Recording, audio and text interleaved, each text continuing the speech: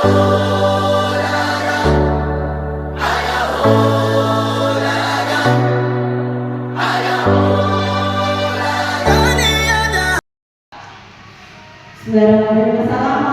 warahmatullahi wabarakatuh. Selamat pagi, salam sejahtera untuk kita semua.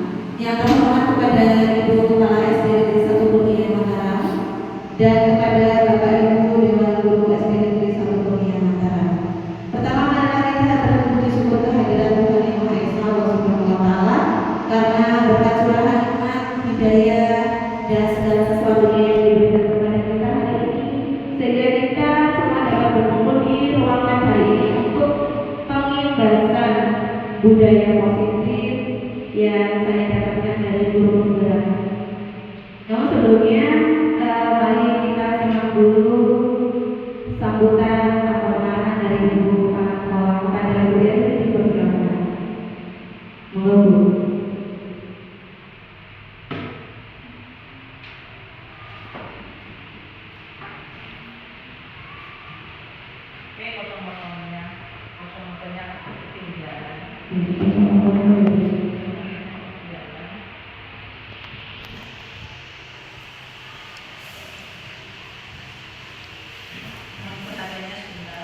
Assalamualaikum warahmatullahi wabarakatuh. Waalaikumsalam. Kepada Bapak Ibu Dewan Guru beserta staf Kabupaten Mataram yang saya hormati, puji syukur kita ajukan dan juga Allah Yang Maha Kuasa yang pada pagi hari ini kita masih diberi nikmat sehat, nikmat selamat, sehingga kita masih bisa melaksanakan aktivitas di hari ini. Perkenankanlah saya sebagai kepala sekolah akan menyampaikan beberapa informasi ataupun yang terkait dengan kegiatan dibinanya yaitu tentang guru penggerak. Saya mengucapkan terima kasih kepada Bu Nani yang mana pada kesempatan tahun ajaran 2022 ini Bu Nani serta menjadi guru penggerak dan bisa mewakili dari Mataram. Dan harapan saya untuk Bapak Ibu semuanya, harapan saya supaya mendaftar menjadi guru penggerak semuanya. Karena apa? Karena guru penggerak itu banyak sekali manfaatnya, yaitu pertama mengembangkan ilmu kewarganegaraan di kita semuanya. Dengan berjalannya waktu, maka kita ini sudah hidup di era modernisasi di abad yang lebih canggih, ya, abad yang lebih canggih. Tentunya perkembangan dunia pendidikan pun ya selalu mengikuti perkembangan apa yang ada di Indonesia, terutama yang sifatnya dunia, supaya untuk pendidikan khususnya di Indonesia itu bisa menyesuaikan pendidikan di negara lain. Dan kita tidak bisa iri ataupun kita tidak bisa untuk Indonesia itu pendidikannya jangan berubah dulu, kita mengikuti kegiatan-kegiatan yang sifatnya tradisional ataupun lokal. Itu tidak bisa, karena perkembangan teknologi ini yang sifatnya iptek itu kurang dunia, yang dunia seperti kegiatan guru yang sekarang ini berbeda dengan kegiatan saya dulu waktu menjadi guru. Kalau dulu itu kegiatan saya itu sifatnya manual, tidak seperti ini. Kalau sekarang serba internet menggunakan teknologi. Selamat datang Ibu. Dan di sini materi dari Ibu Nadi yaitu penyebaran pemahaman dan penerapan pengalaman budaya positif. Nah, tentunya tujuannya apa? Tujuannya supaya intinya kita semua bisa mengembangkan teknologi, ya, teknologi canggih ini untuk anak-anak supaya kita kita terlibat dari aturan ataupun dari adat ataupun dari perilaku anak-anak. Jadi Jadi banyak sekali yang anak-anak itu untuk dunia internet.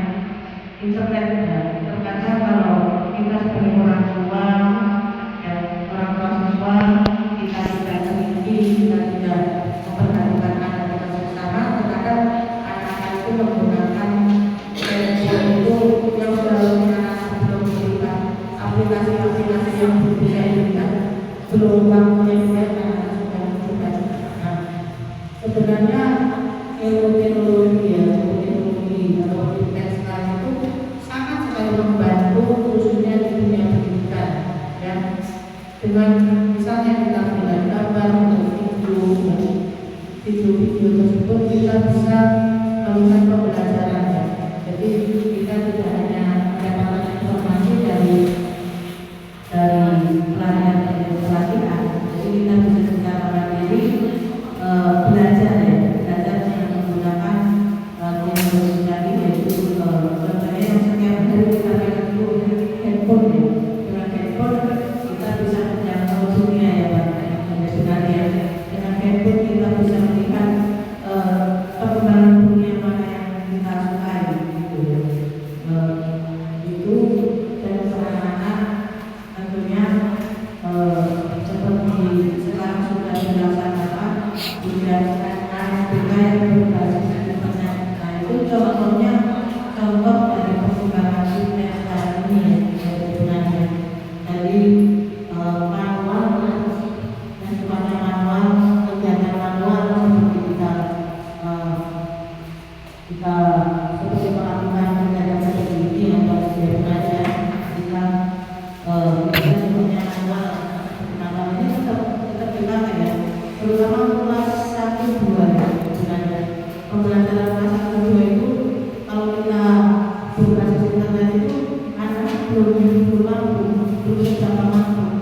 Misalnya menulis saja anak harus dikembangkan dulu bagaimana proses penulisan, bahkan ada beberapa sekolah yang kelas 1 dan 2 menulisnya pas tapi alhamdulillah dia sudah punya Mataram, sudah tidak ada semua memakai Google dan memakai apa yang begitu. Kiranya itu saja yang bisa saya sampaikan. Teruskan perjuangan Bunani seperti itu bergerak, dan tolong ilmu-ilmu yang sudah Bunani dapatkan, kalau kesempatan sekolah baik di kelas yang Bunani ajarkan maupun di kelas yang lainnya juga saya katakan menjadi bergerak selama lebih maju seperti tujuan pemerintah, intinya kita semua memajukan proses pendidikan Indonesia yang sesuai dengan perkembangan fintech. Itu saja yang bisa saya sampaikan. Ada kurang dan lebihnya saya mohon maaf dan terima kasih kepada Bapak Ibu. Saya akhiri wabillahi taufiq wal hidayah. Wassalamualaikum warahmatullahi wabarakatuh.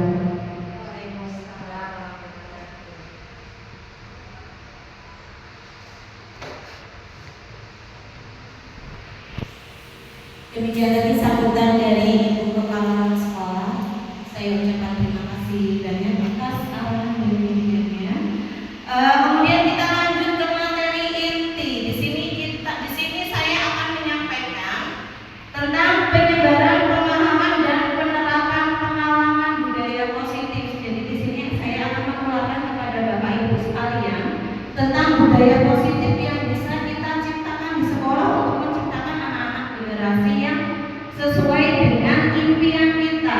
Kita sebagai guru juga pasti memimpikan murid kita nanti seperti apa, sekolah kita nanti seperti apa, siswa-siswi kita nanti seperti apa. Nah, itu nanti bisa kita keluarkan dalam budaya positif. Lanjut, Pak.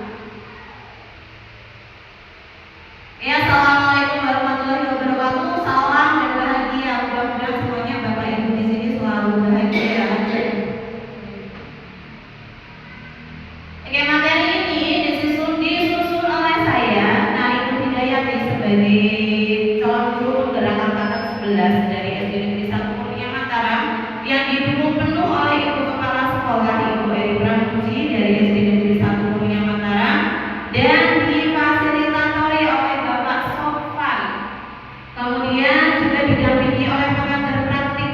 Edi Kurniawan. Lanjut. Tujuan dari pembelajaran kita hari ini yaitu yang pertama nanti kita akan menjelaskan dan menganalisis teori motivasi dan motivasi intrinsik itu berarti dari dalam serta penerapannya. Yang kedua menjelaskan konsep hukum dan penghargaan. Hukuman dan penghargaan itu nanti sesuai atau tidak kita terapkan untuk anak-anak kita, nanti kita coba bedah. Kemudian serta konsep pendekatan restitusi apa nanti kita bedah bersama-sama. Yang ketiga menyampaikan materi teori kontrol. Kemudian disiplin positif, kebutuhan dasar manusia, keyakinan kelas dan segitiga restitusi. Yang ketiga menumbuhkan karakter baik pada siswa. Lanjut next.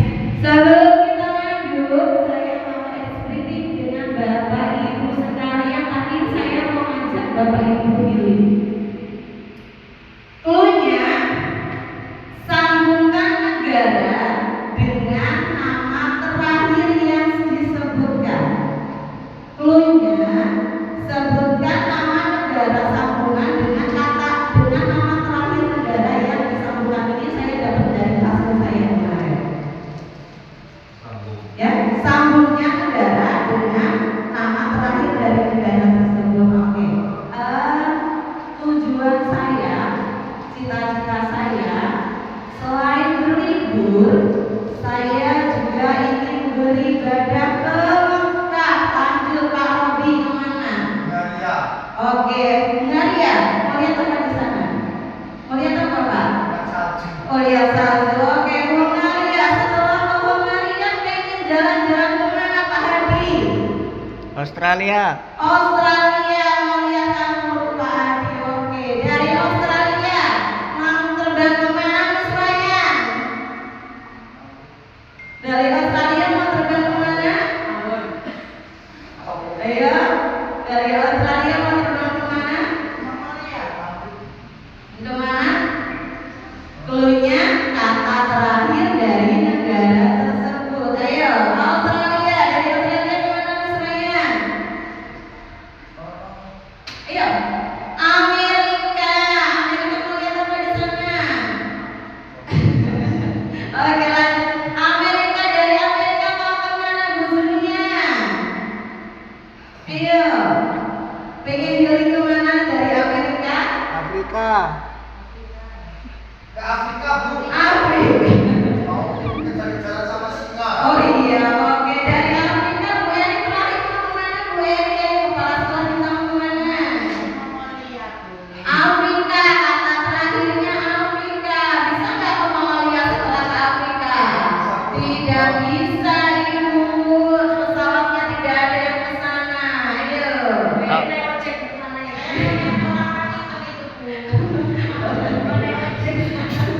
Oke, bapak sekalian ya. Oke, kita sudah healing hari ini kemana-mana. Lanjut. Next, budaya positif. Oke, ini yang akan kita bedah ya. Budaya positif adalah nilai-nilai yang diyakini dan ditetapkan oleh sekelompok. Jadi tidak bisa sendiri.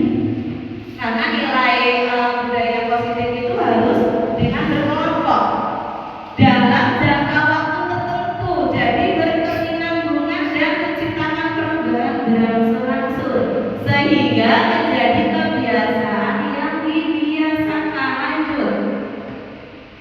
Budaya positif di sekolah. Kita lihat budaya positif yang ada di sekolah, yaitu kita buat melalui kesepakatan antara guru dan siswa. Sebagai wali murid wali kelas, sudahkah Bapak Ibu membuat kesepakatan dengan siswa? Bapak Ibu wali murid? Sudah. Oh, wali murid, wali kelas? Sudah membuat kesepakatan? Kesepakatan itu peraturan kelas atau keyakinan kelas? Keyakinan. Oke, yang betul keyakinan kelas atau peraturan kelas? Dua-duanya. Yakin sih Bu. Yakin ya. Oke, nanti kita lihat yang betul keyakinan kelas atau peraturan kelas. Lanjut. Belum Pak. Jadi lanjut. Dengan tujuan agar siswa bisa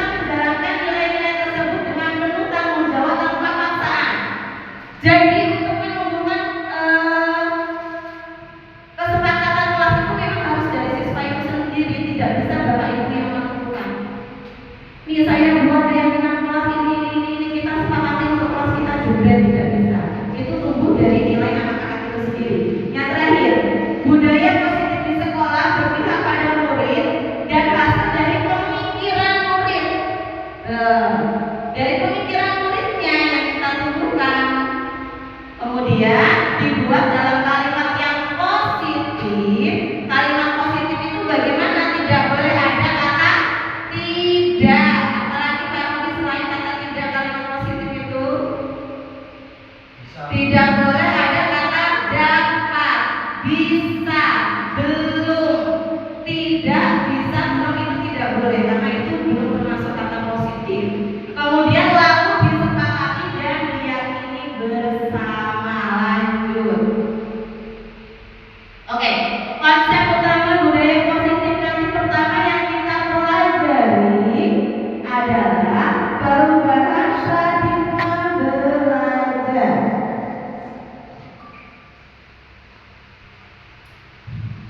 Kemudian,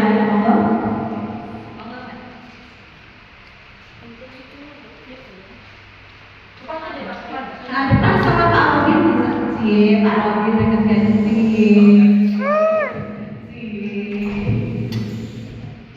Oke, deket aja nggak apa-apa Mbak, aman udah dekat Pak Robin. Kumisnya udah dipotong kok. Oke, lanjut ya. Yang kedua, pembangunan dasar manusia tadi Mbak sudah presentasi, sekarang saya presentasi. Yang ketiga, disiplin positif. Yang keempat, nanti kita belajar motivasi perilaku manusia. Manusia itu nanti ada motivasinya. Ada restitusi posisi kontrol guru, keyakinan kelas, dan kita nanti segitiga restitusi ini kita akan belajar mengenai kenakalan siswa atau permasalahan stabilitas sosial yang ada yang sering terjadi di sekolah. Lanjut.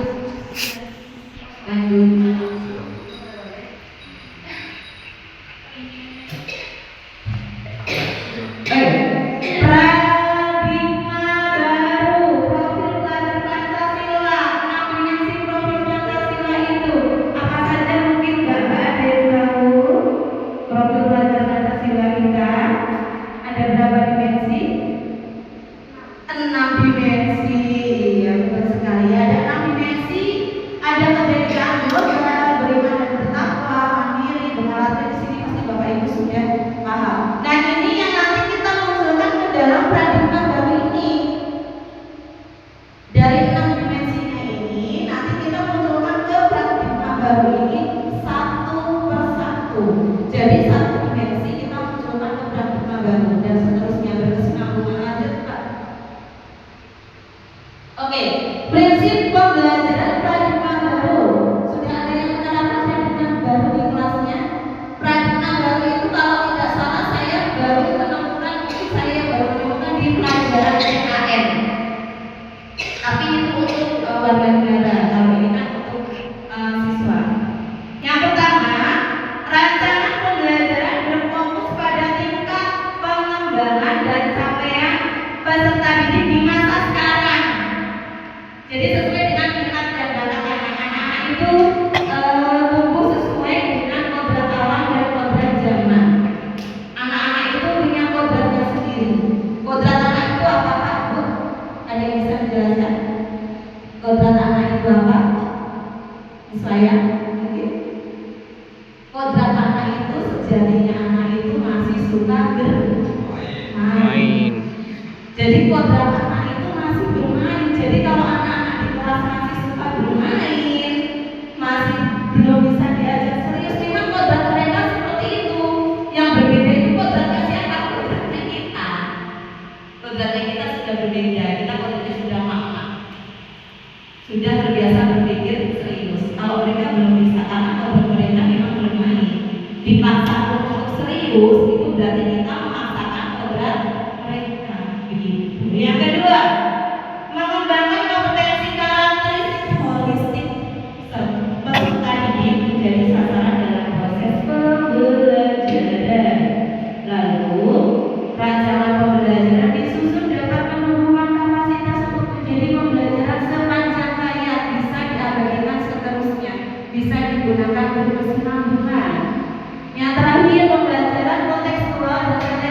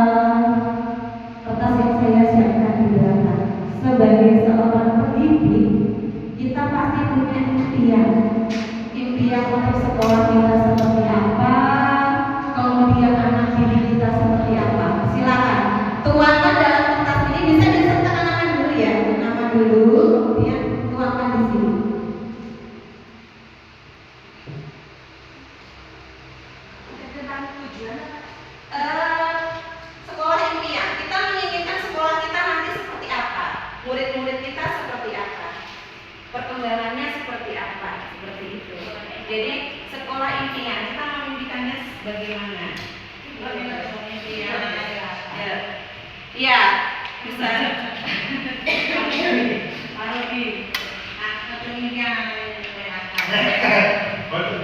Cukup pasca mau Bu. Oh sudah, ya. Sama dulu ya. Siap. Oke.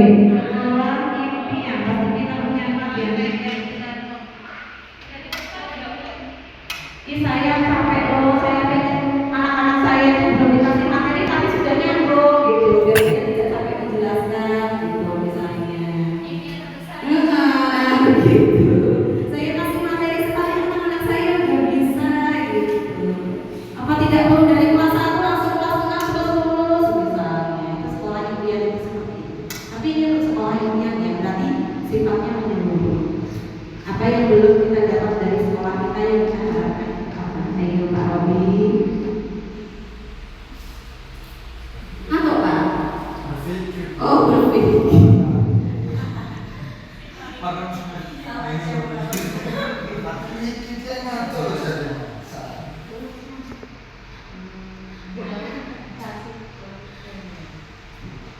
Yang sudah boleh ditempelkan di atas ini kita baca sama-sama sekolah impiannya seperti apa.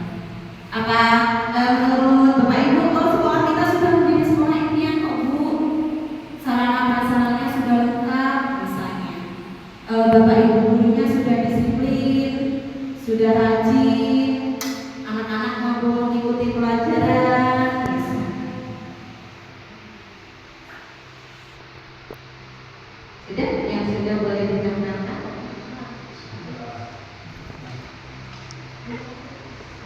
Ini pekerjaan saya yang saya lakukan ya begini Bu. Langsung kasih stiker not gitu. Ya boleh sosial media masuk SD sudah bisa membaca.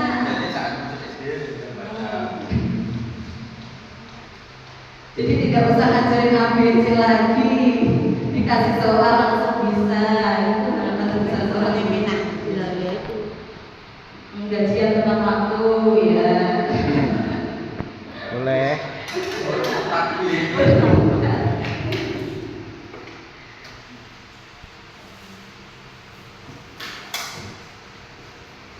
Sudah, Bu Reni boleh ditempelkan stikernya, silakan.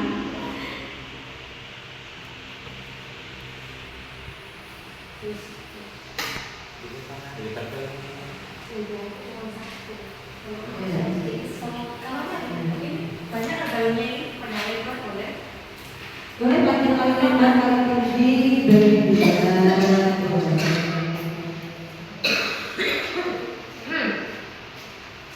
Ya.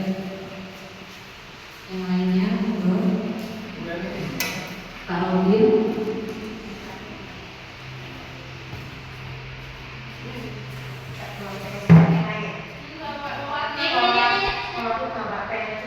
Iya, sekolah kok nggak bawa alat tulis kesuaiannya. Sekarang alat tulis.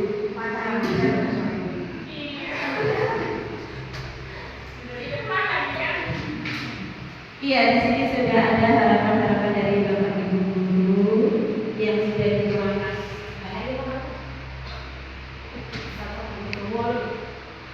Kita punya harapan. Apa yang belum dicapai untuk siswa atau untuk sekolah? Sudah. Misalnya saya berharap anak saya kalau pagi-pagi itu saya menyambut mereka masih ganteng-ganteng, cantik-cantik, pulangku demikian. Gak dandan rapi, pulang sepatunya dicantik kayak bebek. Itu harapan.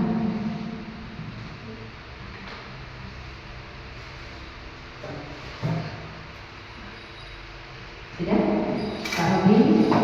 Pak Robi itu iya, bukan dirasakan. Ih, pintar-pintar sekali ya. Kelihatan ya Bu.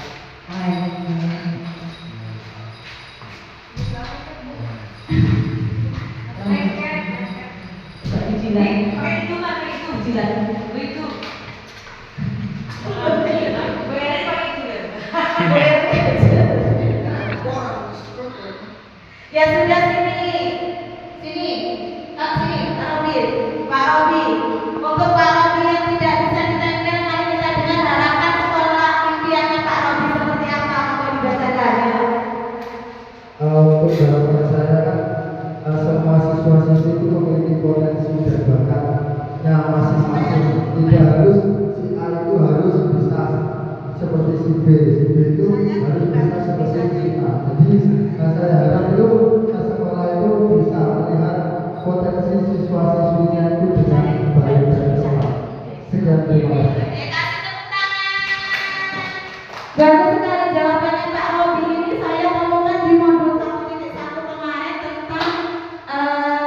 filosofi pembelajaran Ki Hajar Dewantara yang pembelajaran itu harus berpusat pada anak sesuai dengan minat dan bakat mereka.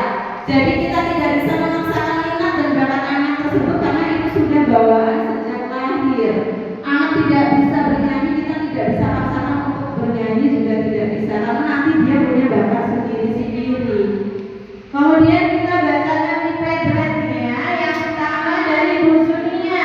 Saya berharap di saat anak-anak masih sekolah dasar itu sudah bisa membaca dan menulis. Ya, ini curhatan dari guru kelas 1 ya, masalahnya begitu ketika siswa masuk belum bisa membaca sangat beban sekali ya, tapi tidak bisa dibilang sebagai beban juga sih. Kemudian dari buku Tu Adriana, sekolah impian yang saya harapkan yaitu pendidik dan peserta didik melaksanakan kegiatan belajar mengajar yang happy. Oke, harus diciptakan suasana belajar mengajar yang menyenangkan. Kemudian dari Bu Eri, oh iya, guru baru. Anak-anak menjadi pribadi yang tangguh, tidak suka bully, rajin menabung di kantin. Ya, bagus sekali harapannya. Oke. Kemudian ada dari, ini tidak ada namanya, Bu Reni, menginginkan sekolah kami menjadi sekolah penggerak yang menjadi contoh untuk sekolah lain. Amin ya, karena susah sekali yang menjadi guru penggerak. Kalau harapan saya, sekolah saya itu menjadi sekolah yang asli, sekolah yang unggulan, sekolah yang mampu dipertimbangkan dari segi kompetensinya, baik kompetensi sekolah, kompetensi guru maupun kompetensi siswanya. Iya. Tepuk tangan untuk kita semua. Mudah-mudahan harapan kita untuk sekolah ini yang bisa terwujud. Lanjut. Oke. Ilustrasi kejadian. Ini ilustrasi tentang paradigma, Bu. Paradigma itu adalah sesuatu yang harus kita jaga. Jadi ketika anak itu ada yang mengenggam, kita menggenggam erat sesuatu itu, walaupun kita dipaksa untuk melepasnya, apa-apapun yang kita genggam sesuatu berharga itu tidak akan kita lepaskan. Itu cara kita menjaga paradigma itu seperti itu. Ilustrasinya seperti ini. Secara garis besarnya begitu. Lanjut. Kemudian ada miskonsep tentang teori-teori kontrol. Ini miskonsep kita. Miskonsep kita terhadap siswa. Ilustrasi guru mengontrol murid. Boleh nggak guru itu mengontrol murid? Boleh nggak? Boleh Pak? Tidak. Guru tidak boleh mengontrol murid, tapi guru adalah fasilitator dan motivator untuk murid. Nah, ini pemikiran yang harus diubah. Guru tidak bisa memberikan hukuman, memberikan peraturan yang berlebihan kepada siswa, itu tidak bisa. Guru adalah fasilitator. Jadi mana Pak? Ya, nanti kita bahas di selanjutnya. Oke, bagus sekali. Ilustrasi semua penguatan positif, efektif dan bermanfaat. Kita tidak boleh menekankan pada siswa apa yang kita sampaikan itu sesuatu yang positif, sesuatu yang baik bagi mereka. Tidak begitu, ya. Sebagai guru kita harus menyadari kalau kita juga kadang punya apa kalau di besok kalau sekolah nggak boleh bawa HP ya kalau tidak boleh mengejat kalau begini peraturan bu guru ini yang paling benar, kalian harus mengikuti bu guru, padahal siswa tidak nyaman dengan peraturan kita. Itu tidak boleh ya, peraturan itu dibuat harus membuat siswa nyaman. Kemudian ilusi kritik dan membuat rasa bersalah mampu menguatkan karakter tidak ada. Kali ini kita membuat siswa merasa bersalah, terus itu menguatkan karakter siswa tidak. Kamu tuh nggak kasihan Tommy, Beril, Bu Reni itu jauh-jauh dari Wirantan ke sekolah berangkat pagi-pagi. Kamu kok nggak bisa diatur? Setelah ibunya jangan. Ketika ada rasa bersalah sama sekali, nah itu tidak boleh ya. Untuk menumbuhkan karakter seperti itu tidak boleh. Yang ketiga, ilusi bahwa orang dewasa berhak memaksa. Saya bu guru, saya lebih tua, saya harus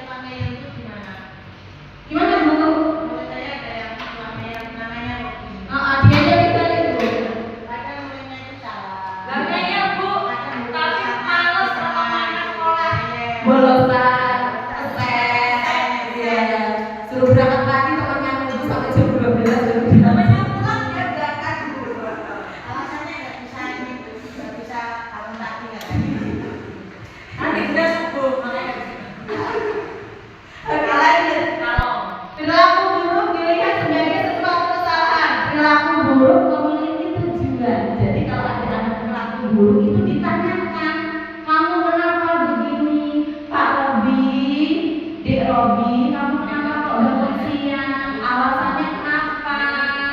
Pasti ada alasannya. Kamu pasti punya alasan begitu. Begadangnya kenapa? Main bola, kurang ajar seperti itu ya. Begadang yang bermanfaat.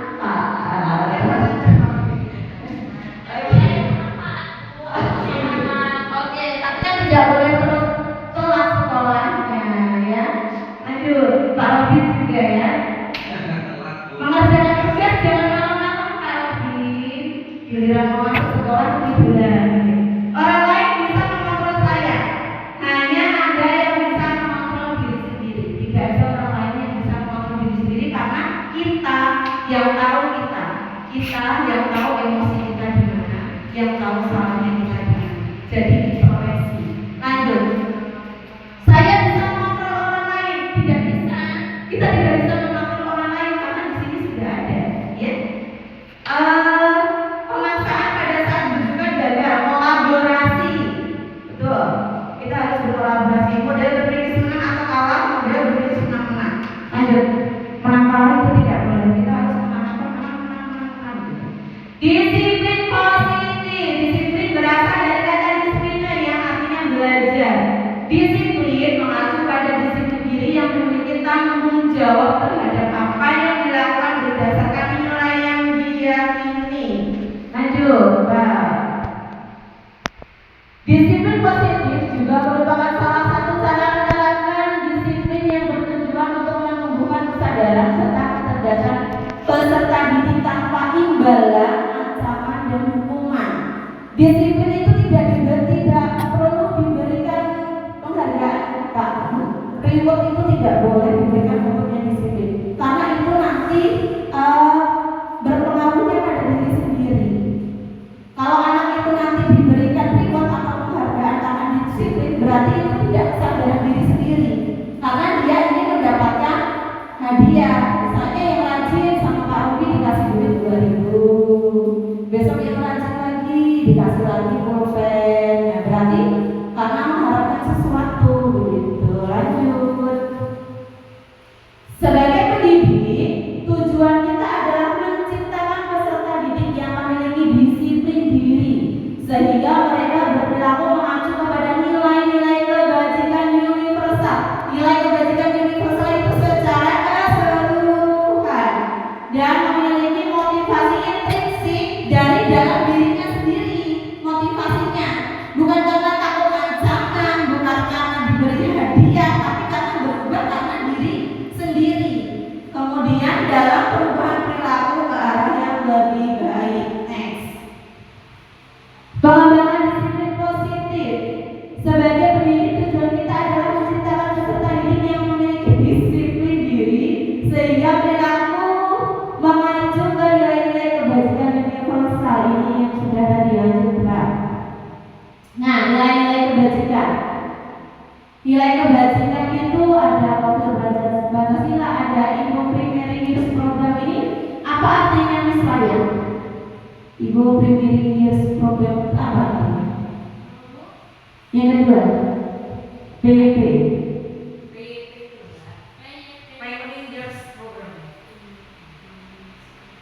Apa artinya? Ini dari ya, terus keterampilan hidup. Jadi nilai kebajikan itu seperti ini loh Pak, dulu contohnya. Tidak boleh datang terlambat. Nilai kebajikannya apa? Tidak boleh datang terlambat. Nilai kebajikannya apa? Disiplin. Oke. Dilarang merokok. Nah, nilai kebajikannya apa? Kesehatan. Menggunakan helm saat berkendara.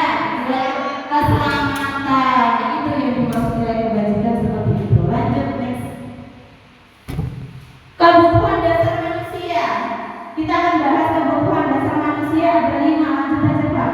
Kebutuhan dasar. Nah, bertahan hidup, makan, pakaian, tempat tinggal, keamanan, kesehatan, kasih sayang, rasa diterima, dipedulikan, berbagi, kerjasama, penguasaan, harga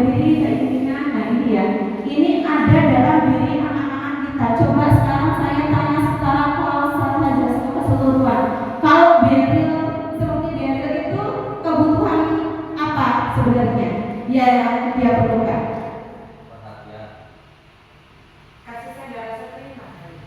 Kasih sayang, ya betul, rasa diterima. Apakah dia pengen kebebasan, kesenangan juga?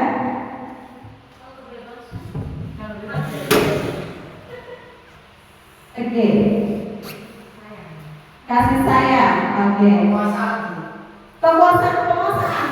Jadi sikapnya dia yang bagaimana? Dia itu butuh kayak Penguasaan, perlu diperhatikan khusus itu. Apakah kasih sayang? Bagaimana alasannya? Dia kan anaknya aktif, hiperaktif ya. Jadi dia itu menurut saya perlu aspirasi dia itu didengar. Walaupun terkadang yang namanya anak ketika bersikap itu kan dianggap orang dewasa, bocah kok ini sebenarnya dia itu perlu didengar dan perlu diakui. Mungkin perlu pengakuan lah. Karena anaknya itu kan hiperaktif, kalau secara intelektual mungkin tertinggal jauh dari teman-temannya gitu. Ada versi lain, Pak, Bu? Rasa kasih sayang dan diterima. Rasa kasih sayang dan diterima itu juga boleh, karena kalau untuk anak SD itu untuk kenyamanannya memang adalah rasa kasih sayang. Iya, betul. Lanjut, bila kebutuhan dasar sudah. Lanjut, motivasi perilaku ekstrinsik ini yang tadi saya bahas. Hukuman itu berasal dari luar. Reward atau penghargaan itu motivasinya dari luar. Saya ingin berubah karena saya takut dihukum. Dari luar kan? Ya bukan? Saya mau rajin karena saya mau dapat penghargaan dari bapak ibu guru. Itu dari luar motivasinya, bukan dari dalam diri sendiri. Lanjut, Pak.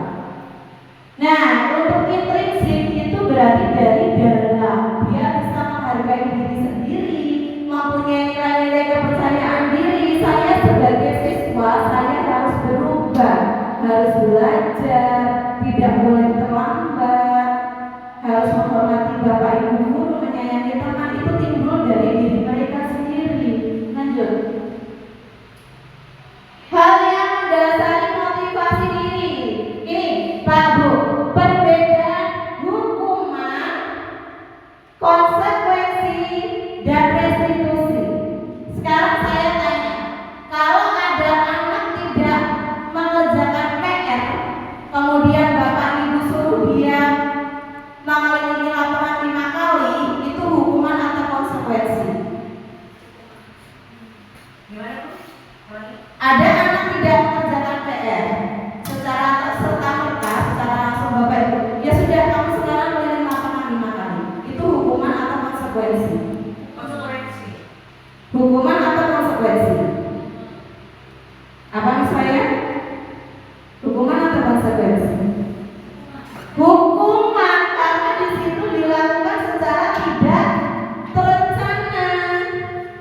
Murid tidak tahu apa-apa. Saya nanti mau dihukum apa? Dia tidak tahu. Seperti itu. Bersifat satu arah. Ya, dia sengaja tidak mengerjakan PR, tapi kan dia tidak tahu kalau dia nanti hukumannya itu apa, dia tidak tahu. Mau berlari, mau membersihkan toilet, atau mau memungut sampah, dia tidak tahu. Terus berubah hukuman fisik, hukuman itu hanya sekali. Dan apakah hukuman itu akan membuat jera? Tidak membuat jera, karena hanya terjadi satu kali saat itu saja. Sedangkan konsekuensi itu sudah disepakati dalam keyakinan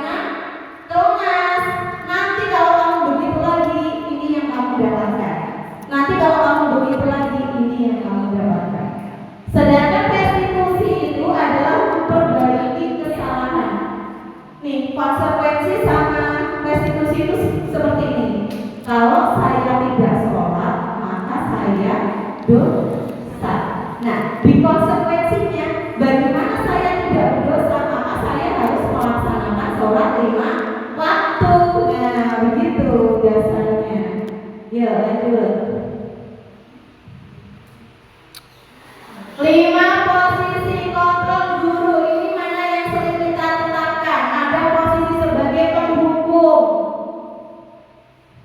nada suara tinggi, mata melotot, tangan menunjuk-nunjuk, itu biasanya penghukum. Kemudian membuat rasa bersalah seperti yang saya sampaikan sama Bu Reni tadi. Kamu kok gak kasihan Toril, beril gitu. Niatnya kita biar dia merasa bersalah. Oh ya kasihan ya Bu Reni, pagi-pagi rumahnya jauh kan gitu. Kok saya bersalah ya sama Bu Reni kan gitu. Misalnya. Terus teman, yuk kamu bisa yuk dicoba lagi yuk. Nah, dengan bahasa itu teman. Terus pemantau dengan ada suara kasar. Kalau pemantau ini kita lihat dulu dengan bukti-bukti, ya. Misalnya kayak kemarin ada kasus anak melempar kaca, itu kita pantau dulu berapa kali dulu, sekali, 2 kali, 3 kali sambil mengumpulkan bukti itu pemantau. Kemudian manajer, suara tulus, bahasa tidak kaku, pendekatan murid. Lanjut. Contoh penerapan 5 posisi kontrol. Hormat bendera 1 jam. Apa? Hukum, karena cuma dilakukan 1 kali. Berapa kali Bapak Ibu memberitahu kamu selalu saja mengecewakan Bapak Ibu. Nah ini biar dia merasa bersalah. Oh iya Bapak Ibu kecewa gitu. Lanjut. Oke, ayo dong, ayo kamu bisa. Nah itu teman yang seperti itu, memberikan semangat, memberi support, itu berarti teman. Pemantau, kamu sudah melanggar peraturan sekolah beberapa kali. Konsekuensinya kamu harus dapat ini. Nah, beberapa kali atau sering terjadi, itu adalah bahasa pemantau yang Bapak Ibu guru itu sudah menemukan bukti-bukti 1, 2, 3, 4 kali. Lanjut. Nih, manajer lanjutkan. Nih, posisi kontrol kita adalah yang tepat sebagai apa Bapak Ibu? Manajer. Itu yang tepat. Mau kasus anak seperti apapun, penanganan kita ya harus sebagai manajer. Saya kemarin pernah menjawab posisi kontrol sebagai teman, banyak sekali kelemahan sebagai teman. Karena apa? Karena nanti kita tidak dihargai siswa. Nah, kalau mau kasus apapun kemarin yang saya dapatkan penanganannya yang tepat adalah sebagai manajer. Ya, oke, jawab dengan cepat. Posisi kontrol apakah aku? Saya kecewa sekali dengan kamu. Ayo, posisi kontrol apa? Apa? Saya kecewa sekali dengan kamu. Ayo, apa tadi posisi kontrolnya? Ada manajer, pembuat rasa bersalah, pemantau, terus apa lagi tadi? Mana? Coba kembali ke 5 posisi kontrol Pak. Oke. Penghukum, teman, pemantau, manajer, pembuat rasa bersalah. Yang tadi coba soalnya. Saya kecewa sekali dengan kamu. Berarti Hukum.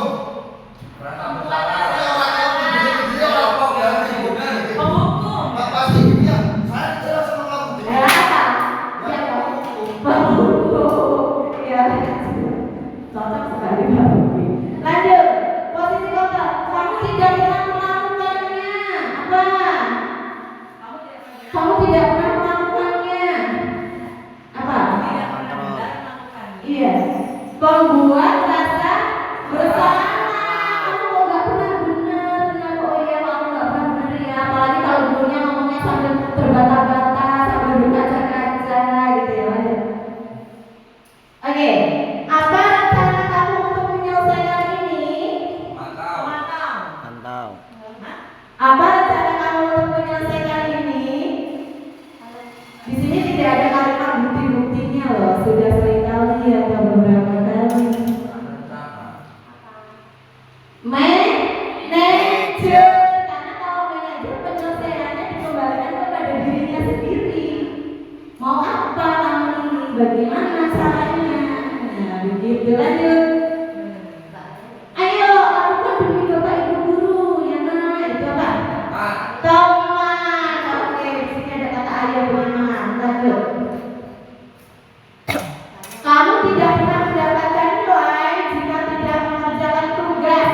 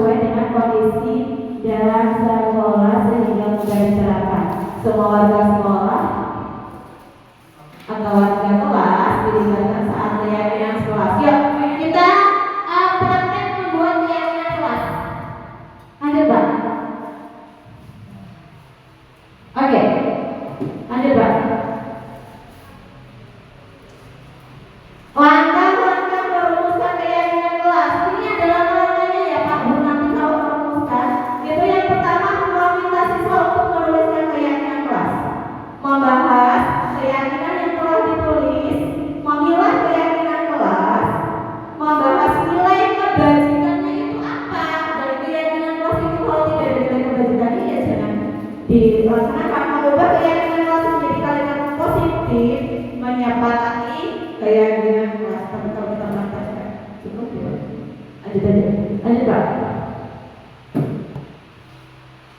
Oke, segitiga restitusi, suatu proses dialog yang dijalani oleh guru agar dapat menghasilkan murid yang mandiri dan bertanggung jawab. Ini yang kita lakukan ketika kita mendapati siswa kita yang luar biasa. Hal yang pertama, kita harus menstabilkan identitas dulu. Identitas ini harus kita stabilkan.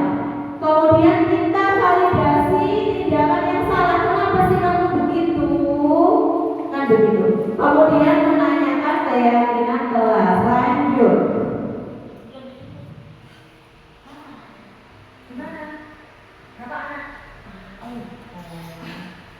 Segitiga restitusi. Oke. Ada Pak? Ini yang tadi. Nah, menstabilkan identitas itu yang pertama harus ditanyakan dulu, harus diyakinkan dulu. Berbuat salah itu wajar. Jadi gini loh Bu, kalau ada anak salah, kita tidak boleh langsung kamu salah begini. Kamu harus dihukum begini. Tidak. Kita stabilkan identitas dulu. Kita panggil anak itu, kita tanya, kamu kenapa? Kenapa melakukan seperti itu? Kamu berbohong atau tidak? Nah, setelah itu kita yakinkan diri dia. Oh ya sudah, berbuat seperti itu wajar. Semua orang punya kesalahan. Misalnya, bapak ibu guru juga pernah punya kesalahan. Tujuannya apa? Supaya si anak ini tidak takut, tidak ada rasa berbohong lagi, tidak akan mengungkapkan hal yang tidak sesuai kenyataannya. Nanti kalau dia sudah tenang, kita stabilkan dulu identitasnya dia. Saya nggak apa-apa, saya baik-baik aja. Nah, baru kita ke tindakan berikutnya. Lanjut Pak. Oke. Validasi tindakan yang salah. Kita tanyakan kalau dia sudah tenang, kita tanyakan, Le, kamu pasti punya alasan kan begitu? Coba cerita sama bapak ibu. Kamu ada masalah apa? Apa yang bisa dibantu kamu jadi seperti itu? Nah, begitu. Lanjut Pak. Baru kita tanyakan keyakinan. Kamu begitu sudah melanggar peraturan kelas belum? Sudah melanggar keyakinan kelas belum? Kalau iya, apa keyakinan kelas yang sudah kamu langgar? Coba ceritakan kepada ibu. Terus bagaimana cara kamu nanti memperbaikinya? Nah, itu balik lagi ke siswa. Bagaimana cara memperbaikinya? Oke, sekarang saya punya studi kasus, 4 studi kasus di sini sebagai contoh. Nanti akan saya bagikan. Silakan nanti berdiskusi. Boleh 2 orang, 3 orang, atau apa, kasusnya berbeda-beda dan jawabannya pun nanti berbeda-beda. Materinya sudah saya sampaikan, boleh dijawab di belakangnya saja. Ya, saya berikan. Bu, mau 1 kelompok? Pak, bisa 4 kelompok aja, kelompoknya. Oke. Kelompok ya Pak, misalnya Mas Sabri, Sabrina, Dewi sama Bu Suryadi, Bu Dewi sama Bu. Oke, silakan. Biar nggak langsung, sama-sama belajar. Iya. Yang ini posisi kontrol apa yang telah dipraktekkan kepala sekolah Bu Susi. Jadi kita kembali ke posisi kontrol tadi, ada 5 yang kasus Anto dan Dino. Siapa yang dapat kasus Anto dan Dino? Ya, jadi posisi kontrolnya kepala sekolahnya Bu Suti itu bagaimana? Kemudian dikeluarkan oleh Bu Suti itu bagaimana? Nilai kebajikannya apa? Nilai kebajikannya apa?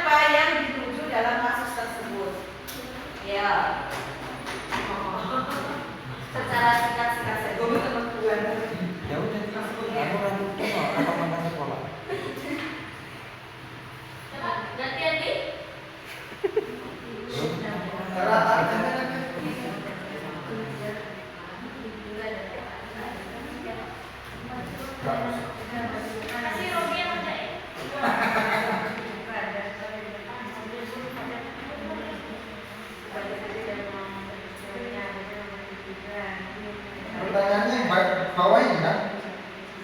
Iya, pertanyaannya yang bawah. Nanti kita buat kasus yang ada di sekolah.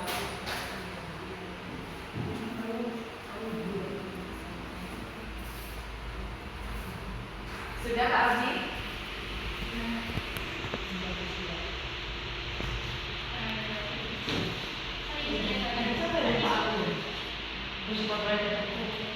Coba buka Pak Robi. Pak Robi, yang 5 posisi kontrol dulu. Pak Robi, buka yang kontrol tadi kan ada memelas, ada teman, ada Iya, jadi aku yang bingung. Pak Robi, Pak Robi, Naya, silakan dibuka. Yang mana Bu? Posisi kontrol, 5 posisi kontrol. Kaosnya loh, Pak. Kok yang mau buka kaos panasan dong, Mas? 5 posisi kontrol, yang 5. Kan ada di, ke sana. Tuh. Nah, tuh.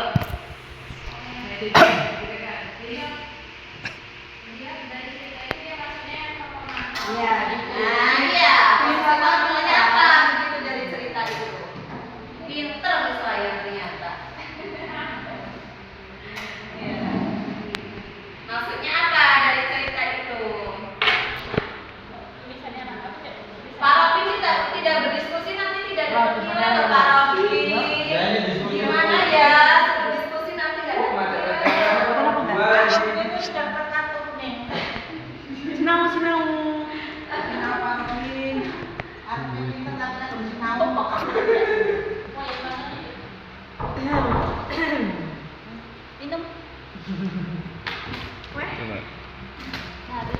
Diskusi. Kebutuhannya apa aja tadi ya, Mbak? Berdua diskusi, guys. Kebutuhannya kenapa aja tadi kebutuhannya? Kebutuhannya ada kasih sayang. Kebutuhan Pak Robi, coba dibuka. Pimpin. 5 kebutuhan dasar manusia sebelum itu. Terus sebelumnya. Nah, sebenarnya apa aja tadi? Sebelumnya. Terus. Nah, itu tadi. Nah, ini. 5 kebutuhan dasar manusia.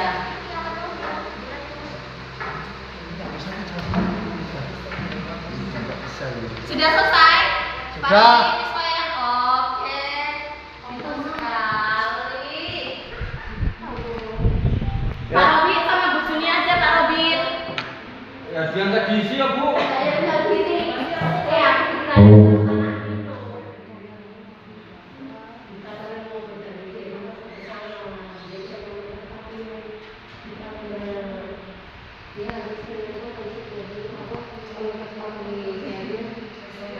Terima kontrol Pak. Terima kontrol sih bener-bener mau selanjutnya next. Terus Selanjutnya apa sebelumnya? selanjutnya lagi kembali lagi nah.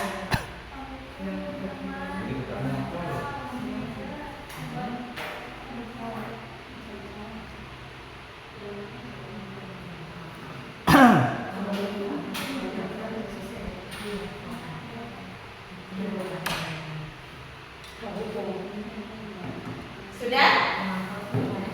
Pak Robi dapat kasus apa Pak? Menurut sampaikan informasinya pas. Si Bu Dani, Siti. Bu Suti sama Anto sama Dino ya? Oke.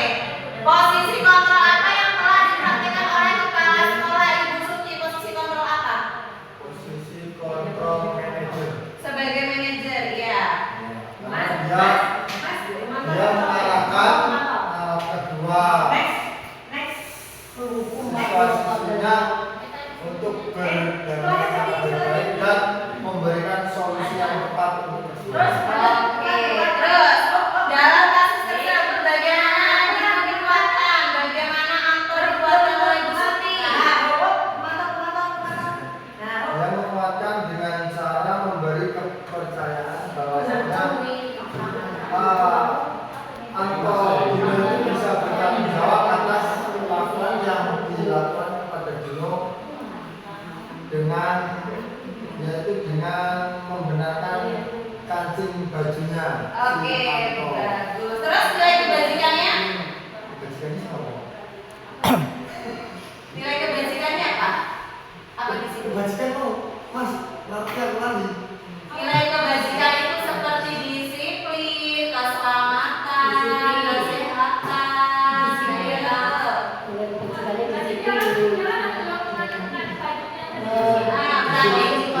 Disiplin apa tanggung jawab? Nilai Tanggung kebajikan. jawab, tanggung jawab. Tanggung jawab. Iya.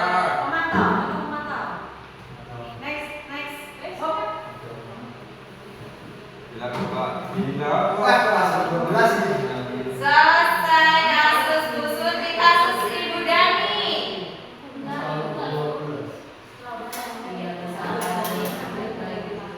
Kasus Sabrina sudah.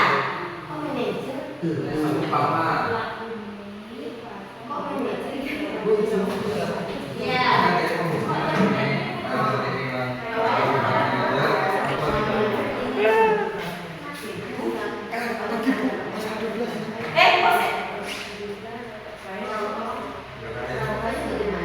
Kok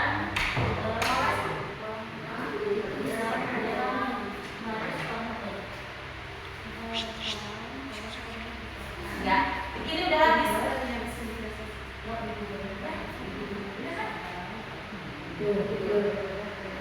Sudah? Yang kasus Bu Dani, posisi kontrol apa yang diambil oleh Bu Dani untuk pendekatan pajak? Sebagai Merasa bersalah. merasa bersalah sebagai teman bisa tidak? Ada pendekatan sebagai teman tidak di situ? Merasa bersalah? Ya. Oke, terus membaca sikap pajak, kira-kira kebutuhan apa yang diperlukan oleh pajak? Kasih sayang dan rasa terima kasih. Oke, terus bila Ibu Dani mengambil posisi pemantau, apa yang akan dilakukan dan dikatakan olehnya? Pertanyaan seperti apa yang diajukan? Pertanyaannya. Pernyataan. Ya, pertanyaan. Kamu tidak memperhatikan. Kenapa kamu tidak memperhatikan sesuai dengan apa yang dijelaskan di depan? Apa yang membuat kamu tidak mendengar fokus? Oke, terus apabila ada kepala sekolah saja dan mengetahui hal tersebut, bagaimana tindak lanjutnya? Saya menjadi kepala sekolah. Iya, bagaimana sih kalau menjadi kepala sekolah? Ya, memberikan kepada guru, artinya Apresiasi. Enggak, penguatan kepada guru, wali kelas agar memberikan ke siswa, bimbingan ke siswa tersebut. Oke, lanjut untuk kasus Sabrina. Kasus Sabrina, Bapak Lukman. Kasus Sabrina itu salah mengenakan sepatu Terus terlambat, lalu ditegur oleh Pak Lukman. Nah, di situ posisi Bapak Lukman sebagai penghukum. Oke, betul. Bila Pak Lukman mengambil posisi seorang manajer, apa yang akan dikatakan? Pertanyaannya seperti apa? Pertanyaannya, Mengapa? mengapa kamu terlambat? Oke, boleh. Satu lagi? Kamu tahu kesalahan kamu apa? Boleh. Ya. Kira-kira bila Anda kepala sekolah tersebut, nilai kebajikan apa yang ingin ditunjukkan oleh peraturan? Kedisiplinan. Oke, terus bagaimana Anda menyikapi langkah yang diambil Pak Lukman mengenai kasus tersebut? Kurangnya ini Bu, toleran. Toleransi, oke. Beri tepuk tangan untuk kita semua. Sudah selesai. Untuk yang kasus ini buat belajar nanti ya. Ada yang ingin ditanyakan dari pembelajaran kita hari ini, Pak, Bu? Cukup. Untuk restitusi kesalahan itu tidak boleh berbalik-balik ya, Bu ya. Urutannya tidak boleh berbalik-balik, harus tetap validasi yang pertama. Lanjut Pak, terakhir kesimpulan. Oke. Menekankan pentingnya guru menjadi penggerak bagi budaya positif di sekolah, guru harus menjadi contoh yang baik bagi siswa dan menciptakan lingkungan yang kondusif untuk belajar. Guru juga harus menggunakan strategi yang tepat meningkatkan motivasi ketertiban siswa. Dengan demikian, guru